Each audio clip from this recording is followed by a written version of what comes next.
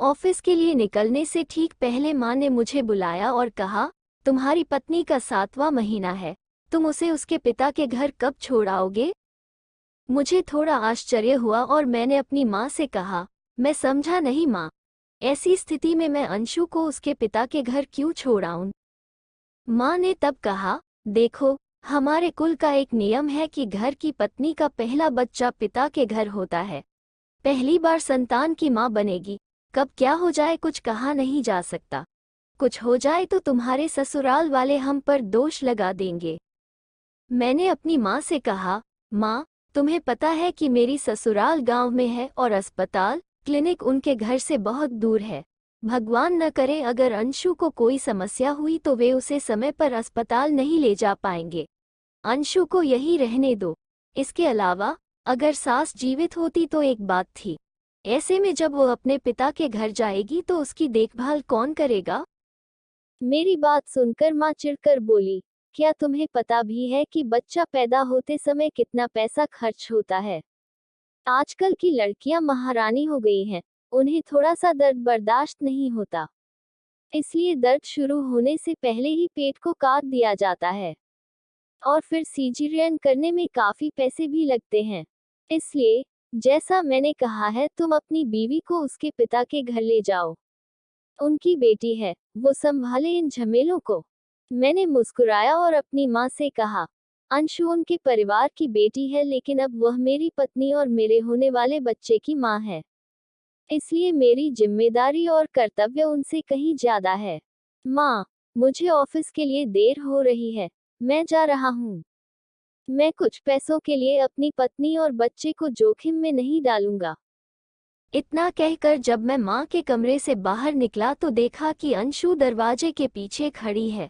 अंशु ने सूखी मुस्कान के साथ मुझे देखा और कहा, पीयूष, ईश्वर की कृपा से मुझे कुछ नहीं होगा, तुम मुझे मेरे पिता के घर ले चलो। मैं ठीक समझ गया कि अंशु की सूखी मुस्कान के पीछे कितना दर्द और अभिमान छिपी हुई थी। फिर मैंने उसका हाथ पकड़ा और कहा, तुम्हारे चेहरे पर सूखी मुस्कान अच्छी नहीं लगती, ताजी मुस्कान ज्यादा अच्छी लगती है। चिंता मत करो, मैं तुम्हारे साथ हूँ। ऑफिस से लौटते लौटते शाम के 5 बज गए। मैं जल्दी से घर में घुसा और अंशु से कहा, जल्दी से तैयार हो जाओ, हमें डॉक्टर के पास जाना है। तब अंशु ने कहा, मैं तो ठीक हूँ, यूं ही डॉक्टर के पास जाने की कोई जरूरत नहीं।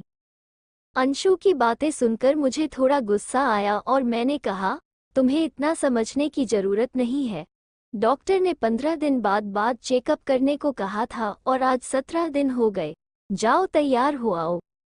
अंशु के साथ घर से निकलते समय माँ ने हमें देखा और कहा, तुम लोगों के रंग ढंग देखकर लगता है मैं मर जाऊंगी।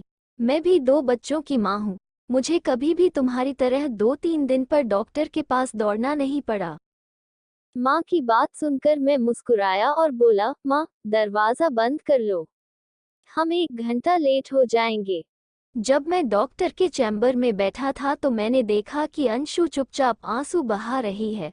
फिर मैंने उसका हाथ कसकर पकड़ लिया और कहा, प्लीज माँ की बातों को लेकर मन खराब मत करना, पुराने समय के लोगों को इतनी समझ नहीं है, मैं हूं ना तुम्हारे साथ। ऑफिस के बॉस ने एप्लीकेशन पढ़ा और मेरी ओर देखकर कहा, आपकी पत्नी को बच्चा होने वाला है और आप 1 महीने की छुट्टी मांग रहे हैं, क्या बात है?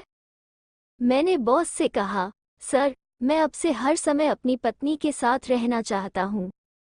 बॉस थोड़ा आश्चर्यचकित हुआ और बोला, पर मैं आपको 1 महीने की छुट्टी कैसे दे सकता हूँ? यदि आप महिला होती तो आपको प्रेगनेंसी लीव मिलता, लेकिन आप पुरुष हैं, आपको इतने दिन की छुट्टी कैसे दें? मैंने तब बॉस से कहा, प्रेगनेंसी लीव प्रेग्नेंट महिला के साथ साथ पुरुष को भी मिलना चाहिए। प्रेगनेंसी के दौरान अपनी पत्नी के साथ रहना हर पुरुष की जिम्मेदारी है। वैसे ही हर पत्नी चाहती है कि इस दौरान उसका पति उसके साथ रहे। मैंने 6 साल तक काम करके इस कंपनी को बहुत कुछ दिया है। क्या कंपनी अब मुझे 1 महीना नहीं दे सकती? मैंने ज्यादा कुछ नहीं मांगा। बॉस ने मेरी बातें चुपचाप सुनी और कहा, ठीक है, आप जाओ, मैं इस पर गौर करूंगा। कुछ दिन हो गए बड़ी दीदी को हमारे घर आए हुए। मुझे एक बात अजीब लग रही है कि दीदी अंशु को वह काम दे रही है जो उसे खुद करना चाहिए। उस दिन मैंने देखा कि दीदी टीवी पर कोई सीरियल देख रही है और अंशु से कह रही थी, मेरे बच्चे का दूध गर्म कर दो। एक और दिन मैंने सुना कि दीदी बिस्तर पर लेटी हुई है और उसने अंशु को बुलाया और कहा, मेरा सिर बहुत दर्द कर रहा है, मेरे लिए एक कप स्ट्रॉन्ग कॉफ़ी बनाओ। अंशु की तबीयत आज सुबह से ठीक नहीं है। ऐसे में दीदी ने अंशु से कहा, तुम्हारे जीजाजी को तुम्हारे हाथ के पकोड़े खाना बहुत पसंद है, आज तुम कुछ पकोड़े बना देना। मुझे अपनी बड़ी बहन की बातें सुनकर बहुत आश्चर्य हुआ, तो मैंने थोड़ा गुस्सा होकर कहा, तुम्हारे पति को पकोड़े तुम बनाकर खिलाओ, मेरी पत्नी से क्यों बोल रही हो? दीदी ने फिर मुंह बनाकर कहा, पत्नी की मोह में अंधे हो रहे हो? मैंने कहा, मैं कोई मोह में अंधा नहीं हो रहा हूँ, मैं बस तुम जैसी पढ़ी लिखी लड़की की आंखों में उंगली डालकर उसकी गलतियां दिखा रहा हूँ। तुम खुद एक बच्चे की माँ हो, तुम समझ सकती हो कि इस समय एक लड़की को कितनी परेशानियां होती हैं। तुम मेरी पत्नी से अपने बच्चे के लिए दूध गर्म करने, अपने लिए कॉफी बनाने के लिए कैसे कह सकती हो? और आज तुम उससे अपने पति के लिए पकौड़े बनाने के लिए कह रही हो।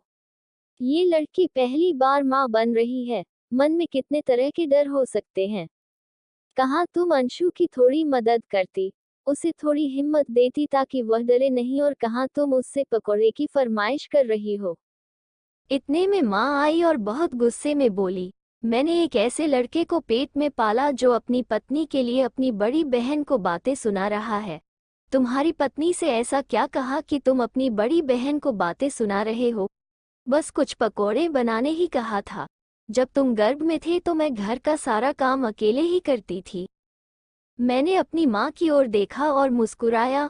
माँ, जब दीदी प्रेग्नेंट थी तो तुम उसे 5 महीने बाद ससुराल से हमारे घर ले आई ताकि उसे वहाँ घर का कोई काम न करना पड़े।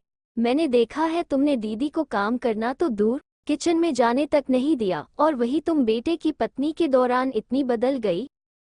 जब मैं माँ और दीदी से बात कर रहा था तो अंशु मुझे रुकने के लिए कहती रही। दीदी ने अंशु से कहा, रहने दो, अपने पति को अपनी माँ और बहन पर गुस्सा करने को उकसाकर खुद हमारी नज़रों में अच्छी मत बनो। ये सुनकर अंशु सिर झुकाकर दूसरे कमरे में चली गई। तब मैंने दीदी की ओर देखा और कहा, मूर्ख को समझाना आसान होता है क्योंकि वह अज्ञानी होता है, लेकिन अगर कोई पढ़ा लिखा इंसान अज्ञानी हो तो उसे समझाना वाकई मुश्किल होता है। कमरे में प्रवेश करते हुए मैंने देखा कि अंशु खिड़की की ग्रिल पकड़कर बाहर की ओर देख रही है। मैंने उसके कंधे पर हाथ रखा और कहा, चिंता मत करो, मैं तुम्हारे साथ हूँ। अंशु मेरी ओर मुड़ी और मुझे एक सूखी मुस्कान दी। मैंने कहा, तुम्हारे चेहरे पर सूखी नहीं, ताजी मुस्कान ज्यादा अच्छा लगता है। उम्मीद है कहानी आपको अच्छी लगी। ऐसी ही बेहतरीन कहानियों के लिए कृपया मेरे चैनल को सब्सक्राइब करें। धन्यवाद।